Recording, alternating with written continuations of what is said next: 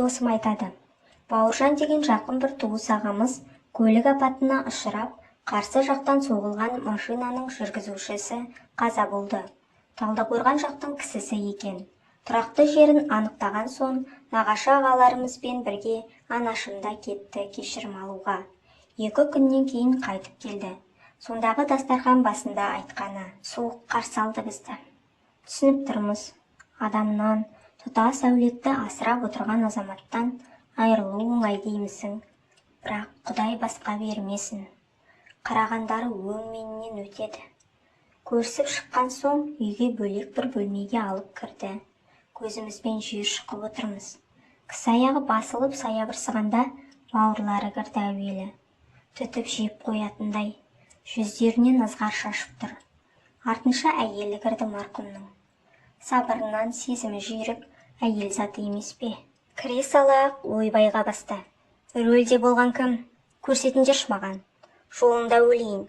Ойбай, қайсың деймін? Мынау деп ишараласа тап беретіндей елеріп тұр бейбақ.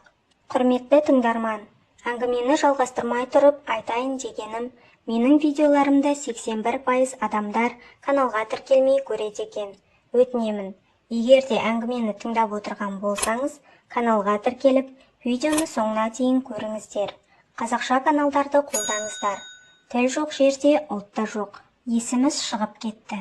Ана Бауыржан Байғұстың өңі мүлде боп-боз болып кетті. Дәп бұлай болар деп ойламаған екенмін. Жүрегім атқақтап, басым шыңылдап кетті. Алламай, өзің сақта, дей бердім іштен. Осы кезде тынышталыңдар, түге, деген зілді дауыс естілді есік жақтан.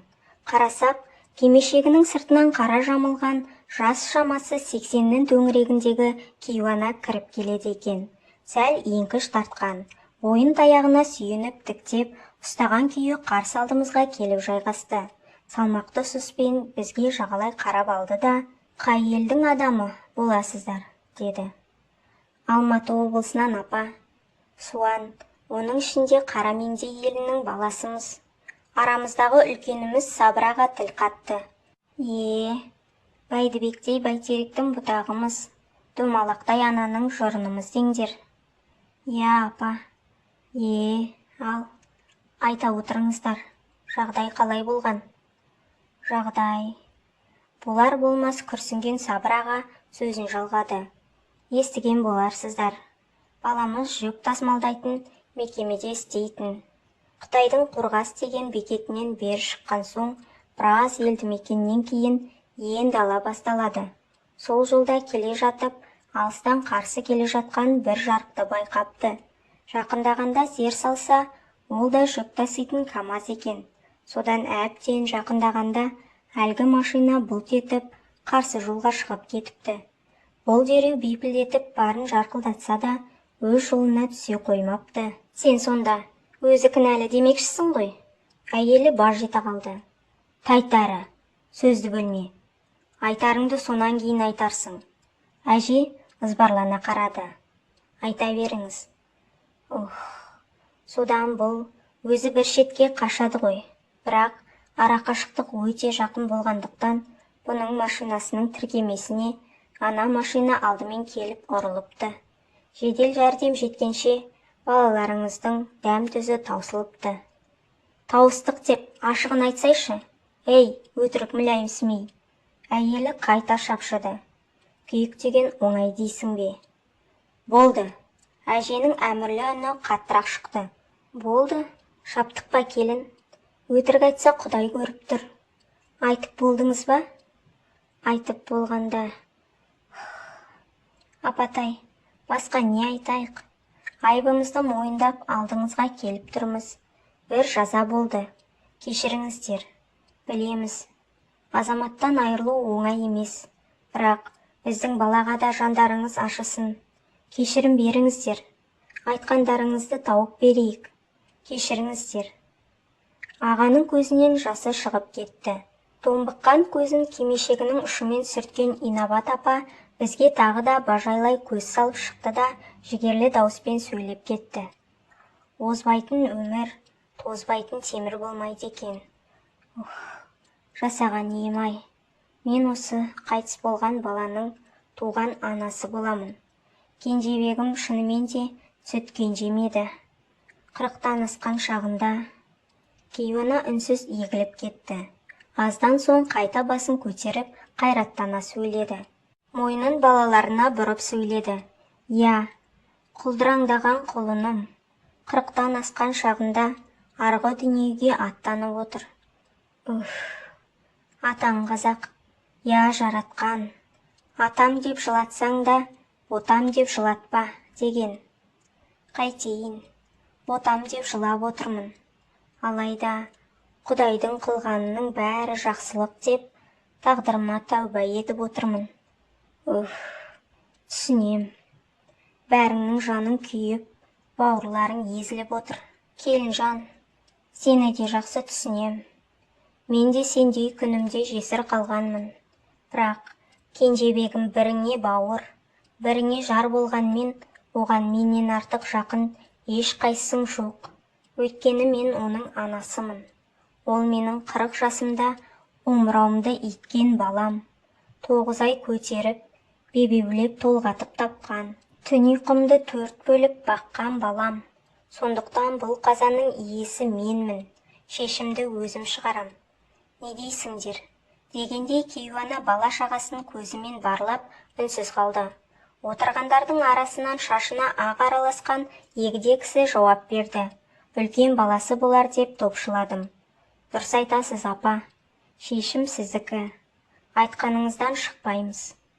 Онда былай. Егер менің баламды қастықпен әдейі өлтірген болса, онда әңгіме басқа болар еді. Бұлардың жағасында қолым, кеңірдегінде тісім кетер еді. Бірақ бұл жағдай оқыстан болған жағдай ғой. Әйтпесе бір-бірінде 5 бересі, 6 аласы жоқ 2 азамат айдалада соқтығыса ма? Бұл Құдайдың ісі. Жазмыштан озмыш жоқ. Баламның маңдайынан жазылған қазасы осы екен. Шебер Құдай әркімнің жанын өзіндік бір себеп арқылы алады.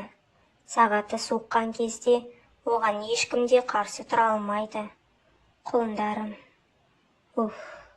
Сондықтан менің айтарым, Құдай салды, біз көндік. Абдрахман, кешірім хатты жазып беріңдер. Бағанағы кісі басын изеді. Инабат апа бізге бұрылды. Ал, қарғаларым, бәрің менің балаларымның құры екенсіңдер. Ештеңелеріңнің керегі жоқ. Кештім құнын құлынымның. Құдай да бізді есіркесін.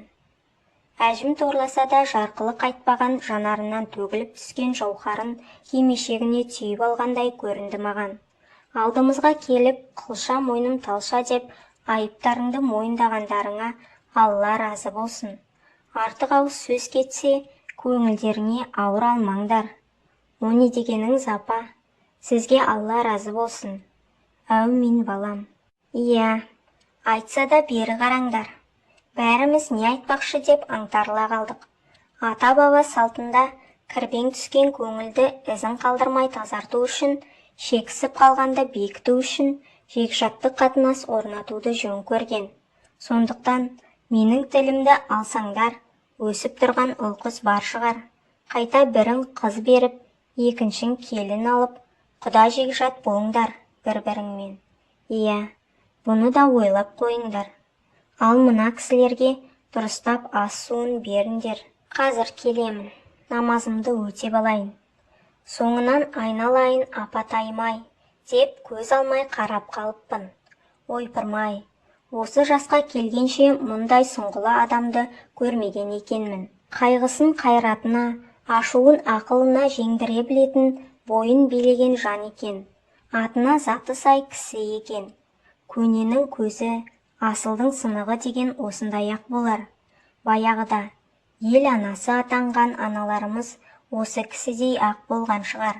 Шіркін, деп анашым көпке дейін тамсанып жүрді. Апаларымыз қандай а?